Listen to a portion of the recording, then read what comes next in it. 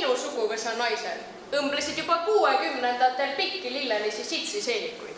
Arvutasid välja, kui palju tangu ja liha läheb supi sisse, kui suguvõsa kokkutulekule tuleb paarsada inimest või rohkem. Minu suguvõsa naised olid öö otsa magamata, aga kui võistkonnad kokku tegid muna, jooksu ja köievedu, mähkisid käigu pealt põõsudega imikuid, jooksid tagumispaari. Minu suguvõsa naised olid Marid ja Leenad ja Tiiud ja Annid ja Lindad. Rohkem nimesi polnud. Kannatlikud ja kanged, praktilise meelega ja härdad. Kogu elu on üks rohimine ja rookimine ja tolmu pühkimine, on minu suguvõsa naised öelnud. Elu ajab end pidevalt segamini. Kui korda ei pane, siis ta ise ei lähe. Aga minu suguvõsa mehed õpetasid ikka, et kui sa külla lähed, siis hakka ikka õigel ajal ära minema. Siis tuntakse sinust kõige enam rõõmu. Minu suguvõsa naised ja lapsed teadsid, et see õige aeg saab tavaliselt 3. päeva pärast.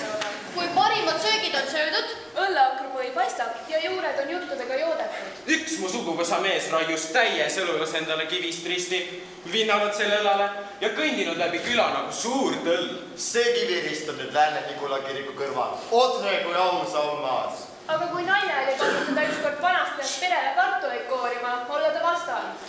eks igaüks koorib oma kartuleid ikka isi. Minu suguvõsa mehed räägivad siiani, et kolhoosi esimeheks valiti küla kõige kangem joodik. Üks minu suguvõsa naine peitis mitu aastat kolhoosi eest oma teist lehma. Ei raatsinud ära anda. Viimaks tuli kolhoosi esimees talle koju ja küsis. Miks sul 2 lehma on? Üks tohib olla. Anna teine ära. Elga vastud südame põhjast. Aga mul on kaksikud lapsed ka. Kui ma sulle annan. Minu vanaonu olevat kolhoosi üldkoosolekul, kus 5 aastaku plaani peeti. Sõpradelt tagareas pooleli küsinud, et ei ta jah, kuidas Peeru õieks jaotada. Ja ise ka siis varsti vastanud, et eks Peereta sõrm kindlasti. Minu suguvõsa naised on kõvad ütlejad olnud. Karoliina, vanaema Leena kõmistas leivade aja. Kõik mehed köögist välja! See on naiste asi! Siin Läänemaa põldude metsades üles. Mu isad ja emad on kasvanud üles. Läinud üle mere ja üle maa. Täna me kutsume kokku nad.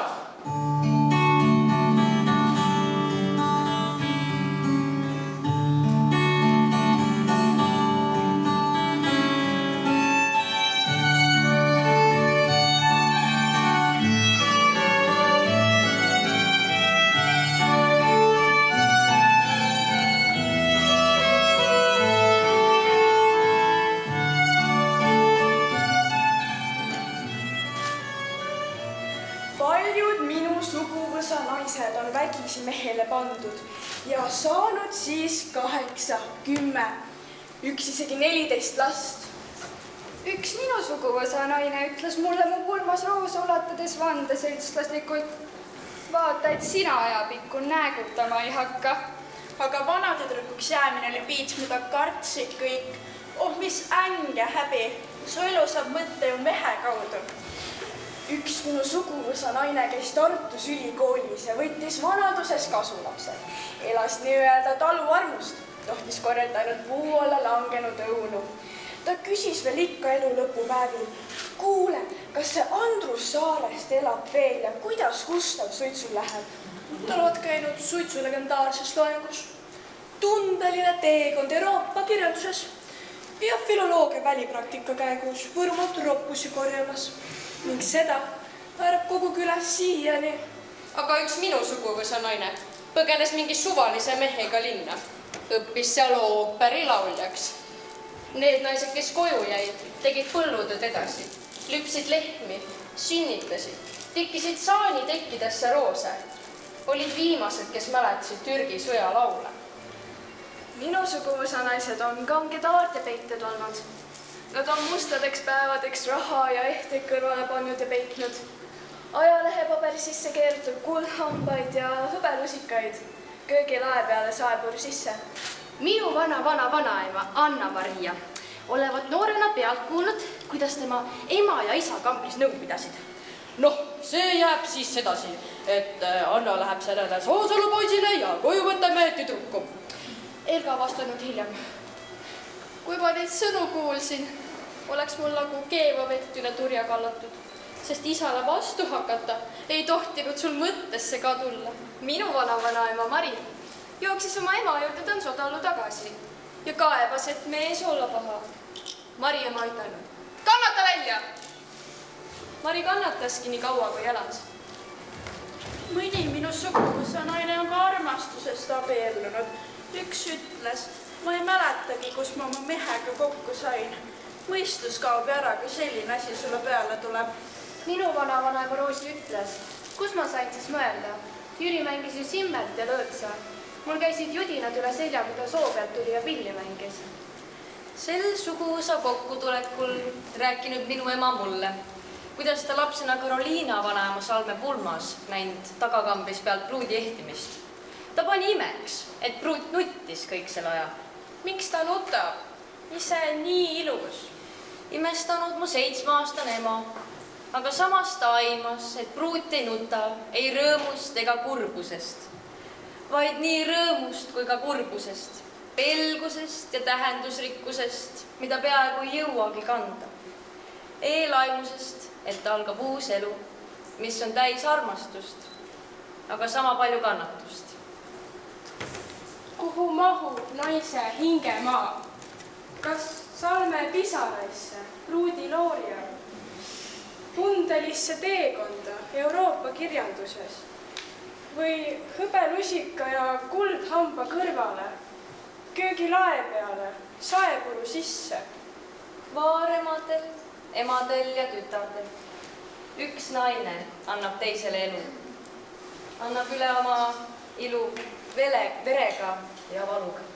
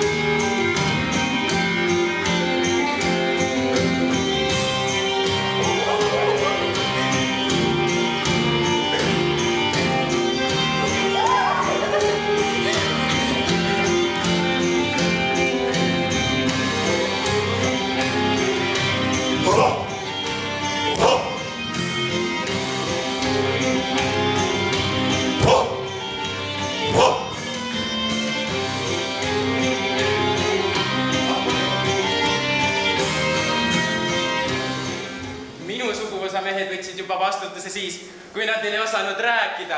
Pere peal lõi neis juba rinna lapsena välja. Minu suguvõsa mehed rääkisid ikka. Olema pruudiga pikalt kirjavahetuses. Siis tuleb hea abielu. Üks mu suguvõsa mees tahtis Soome pruudile muljet avaldada. Pani ilusa ülikonna selga ja viis pruudi Kadrioru parki jalutama. Ise ütles muuseas, et Kadrioru loss olla tema oma. Pulmad tehti ära ja siis viidi pruut taluhoovi perenaiseks. Aga üks mu suguvõsa mees on oma laulatusel autoris öelnud. Ei! Kurat, võtaks nagu lõpp! Näete kõik siin minu varanduse pealt väljas! Soome noorik läks kiiresti hulluks ja põgenes koju tagasi. Oli veel külarahva läinud, et oli kuradite juures käinud. Minu vanaisa Johannes on oma esimese palga ees teehöövli peal oma naisele talvemantli ostnud. Aga pärast öelnud, no mis sa häbene, pane ikka selga. Ta on kõikidele oma tütartele kõrghariduse andnud. Ise pärast kiidelnud. Mina olen ka Tartu Ülikoolis käinud. Tütre lõpuaktusel. Nad on tüdruku nukkudele puust päid nikerdanud. Kirste tagunud, nuku ja nurgavoodeid parandanud. Minu suguvõsa mehed on külatüdrukutelt musi norinud, pulmaõini hoidnud ja oodanud, pärast lastele öelnud. Mis te siin toa vahet sõelute? Kulutate ukse hingesid! Päris orjuse maha pesnud, talud päriseks ostnud. Peremehed, meremehed, töömehed, öömehed. Eks igaüks koorib oma kartulid ikka isimehed. Teehöövlimehed, kes õpetasid oma poegadele. Igaühel peab passival olema natukene salakuluraha. Hingetagune mets, kott vilja, mis sügisel ära toidab, meie isapalve, lorilaul ja õlle tegemisretsept.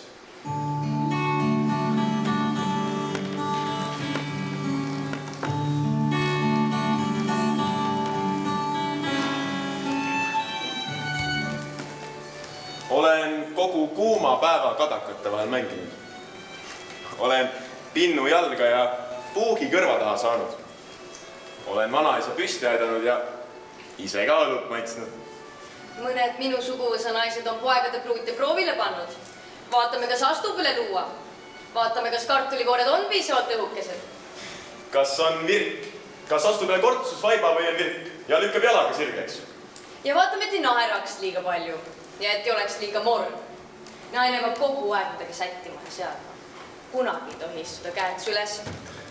Oeh, minu suguvõsa mehed. Mõni oli peremees, mõni oli meremees, mõni oli töömees, mõni oli öömees. Sind polnud minu kleidi näitusmüügil. Nägid minuga vaeva, vestsid ja voolisid, lihvisid ja lohitsisid, ihusid ilusamad, sõnusid siledad. Mu silmad pildusid sädemeid, pilkavaid ja tulikuumi. Keda sa tahad minust teha? Iluasja, jumalannat. Vaid rõõm võib panna mu kuju kumama nagu jumalannal. Mitte hõbe, vaid üks rahulik õhtu võib panna mu ihu ilust hiilgama. Lõkke ääres kõik liigub, lõhnab ja sumiseb. Ja kui sirutan varbad välja, algab mets. Nagu tumeroheline tekk laotub see üle maa. Ja jõuab sinuni ka ja sinu üle. Ja see sama tuli jõuab sinuni ka. Oled seal kusagil sõnajalõitest kroon peas. Saapad ja süda parised. Silmis see sama suvi.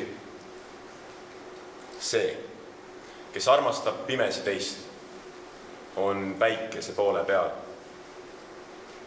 See tolm, mis jäi järele meist, veel särab mu huule peal.